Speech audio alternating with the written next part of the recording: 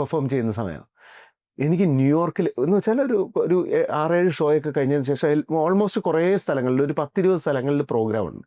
ഒരു 1.5 മാസത്തെ ട്രിപ്പായത്. എനിക്ക് അതിൻ്റെ ഒരു പകുതി ഈ ഷോസ് ചെയ്ത് കഴിഞ്ഞപ്പോഴത്തേക്ക് എനിക്ക് ചിക്കൻ പോക്സ് അടിച്ചിട്ട് അതിഭീകരമായ ചിക്കൻ പോക്സ്. ഞാനില്ലെങ്കിൽ ഈ ഷോ പ്രോപ്പറായിട്ട് നടക്കില്ല. കാരണം ഞാനാണ് ഗ്യാപ്പ് ഫില്ലർ.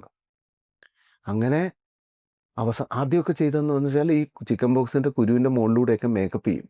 ഇത് വന്നു തുടങ്ങി, കുരുവൊക്കെ വരാൻ തുടങ്ങി. അപ്പം പനിയുണ്ട്, നടുവേദന ഉണ്ട്, എന്നാലും നമുക്ക് സ്റ്റേജിൽ പെർഫോമൻസ് കുറയ്ക്കാൻ പറ്റില്ലല്ലോ. പിന്നെ നമ്മൾ സ്റ്റേജിലേക്ക് കയറി കഴിഞ്ഞാൽ എന്തുണ്ടെങ്കിലും എനിക്ക് ഒരു പ്രാവശ്യം ചെന്നൈയിൽ ഷോ ചെയ്യുമ്പോഴത്തേക്ക് കഴുത്ത് ഇരിക്കാൻ വയ്യ. അപ്പം ഞാൻ ഒരു ഡോക്ടറെ കാണാൻ പോയി. അന്ന് രമേശ് നമ്പ്യാരാണ് നമ്മുടെ ഷോയുമായിട്ട്. അപ്പം ചെന്നൈയിൽ തമിഴിൽ ഷോ ചെയ്യാനായിട്ട് പോവാം.